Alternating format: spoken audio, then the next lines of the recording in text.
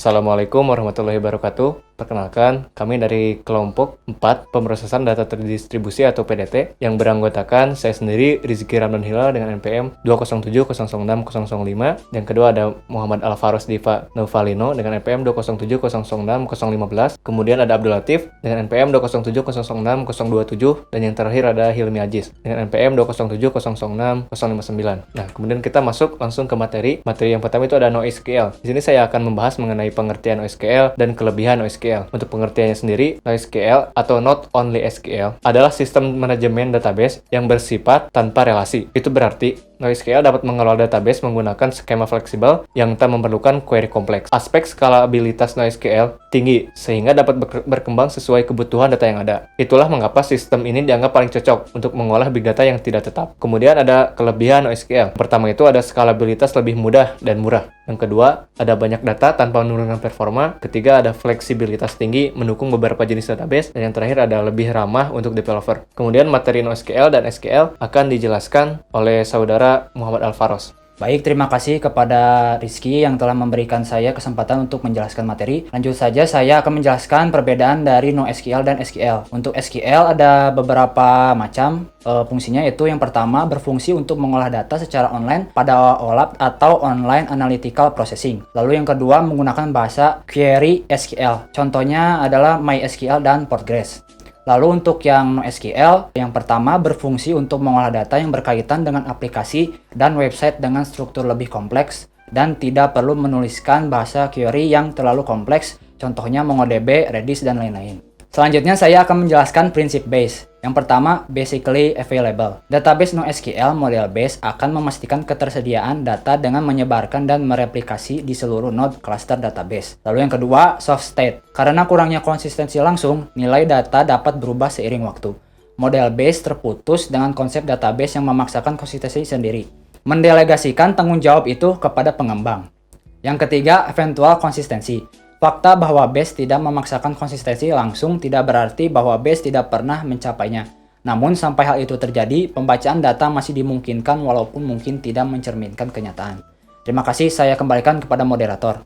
Terima kasih kepada saudara Muhammad Alvaros yang telah menjelaskan perbedaan dari NoSQL dan SQL, kemudian prinsip base. Kemudian penjelasan perbedaan base dan ACID atau ACID akan dijelaskan oleh saudara Abdul Latif. Untuk selanjutnya yaitu perbedaan base dan ACID. Teorema CAP menyatakan bahwa tidak mungkin untuk mencapai konsistensi dan ketersediaan dalam sistem terdistribusi yang toleran partisi, yaitu sistem yang terus bekerja dalam kasus penggangguan komunikasi sementara. Untuk perbedaan mendasar antara model database ACID dan base adalah cara mereka menangani keterbatasan ini. Yang pertama yaitu model ACID menyediakan sistem yang konsisten. ACID yaitu automatic, consistent, isolate, dan durate. Dan yang kedua yaitu model base yang menyediakan ketersediaan tinggi, yaitu basically available, top state, dan yang lainnya. Dan untuk selanjutnya yaitu ACID.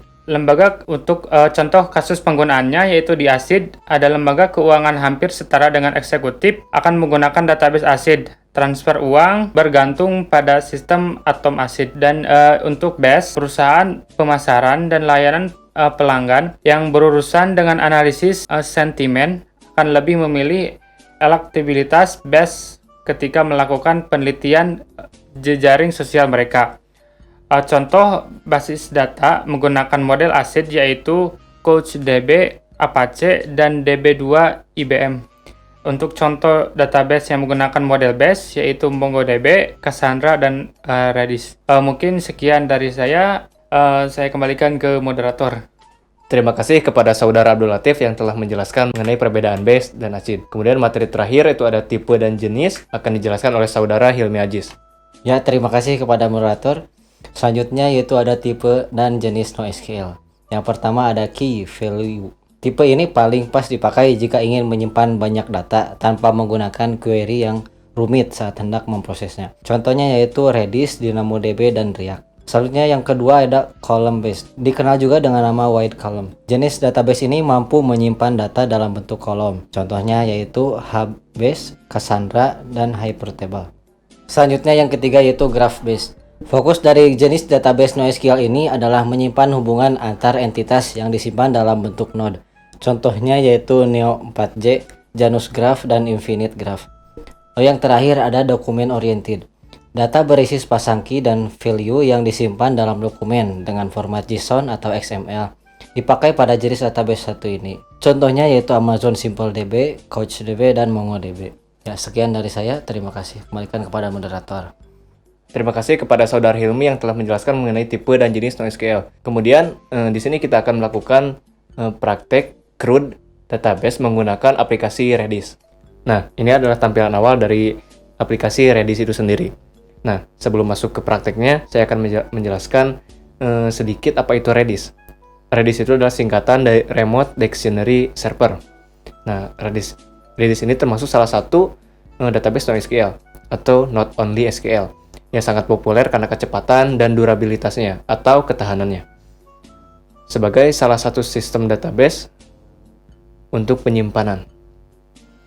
Nah, fakta uniknya, data dari Redis ini tersimpan di dalam RAM. Tidak seperti database lainnya yang tersimpan di dalam disk atau SSD.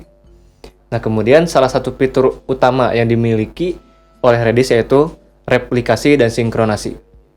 Kemudian kita akan masuk langsung saja ke praktiknya. Akan dijelaskan yang pertama oleh saudara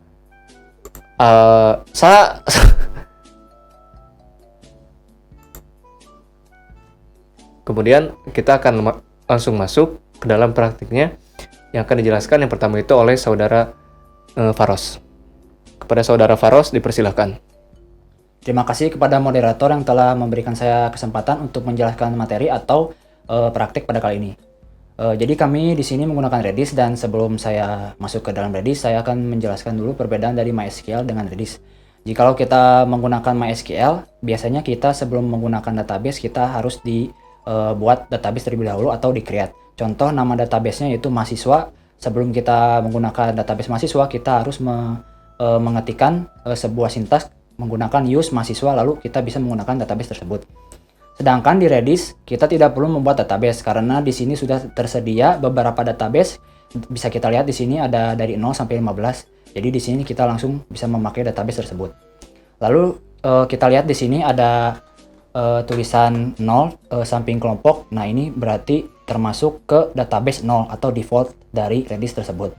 Misalkan kita ingin mengubah database 0 ke 5. Jadi kita mengetikkan sintaks select lalu ketik 5 lalu enter. Nah, di sini telah keluar tulisan atau ketikan OK, dan kita telah masuk ke database 5. Lalu kita misalkan contoh ke database 12. Nah, lalu kita langsung masuk ke database 12. Mungkin segitu penjelasan dari saya. Saya akan kembalikan kepada moderator. Terima kasih. Terima kasih kepada saudara Faros yang telah melakukan praktik pertama, kemudian praktik yang kedua akan dijelaskan oleh Hilmi Aziz. Kepada Hilmi Aziz, waktu dan tempat dipersilahkan. Baik, selanjutnya kita ke proses CRUD, yaitu untuk membuat isi dari database-nya. Di sini database sudah dipilih, yaitu database ke-12. Kita langsung saja buat isinya di database ini. Kita buat isinya informasi prodi.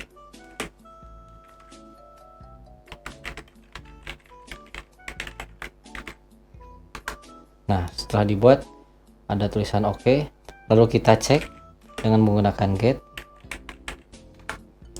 Ada di sini informatika. Lalu kita juga cek di sini yaitu pada database ke-12. Nah, ada di sini lainnya yaitu informatika. Lalu kita coba hapus dengan menggunakan del. Lalu kita cek lagi dengan menggunakan get. Nah, di sini 0 berarti tidak ada. Kita cek lagi sekali lagi. Di database ke-12. Tuh, nilainya sudah tidak ada. Nah, lalu kita coba di database yang lainnya.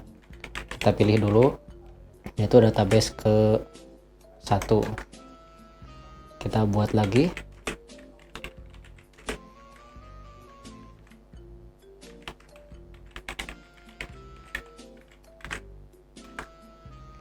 Lalu kita cek.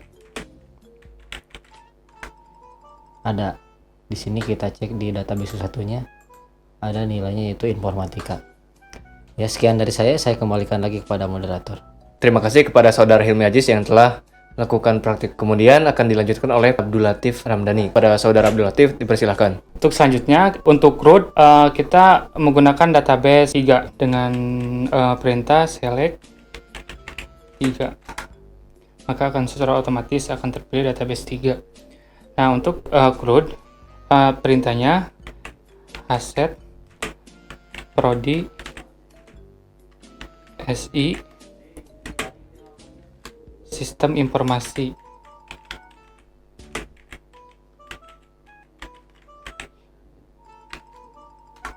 Maka secara otomatis akan tersimpan dengan nomor urut 1. Untuk selanjutnya aset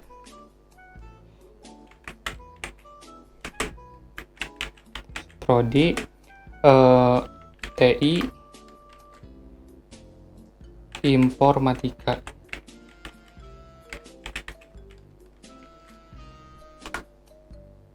Error.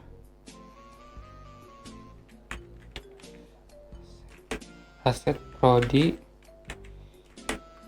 TI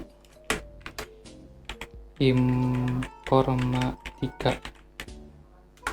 Maka secara otomatis akan tersimpan. Nah, untuk selanjutnya, untuk menampilkan database, kita menggunakan perintah get prodi.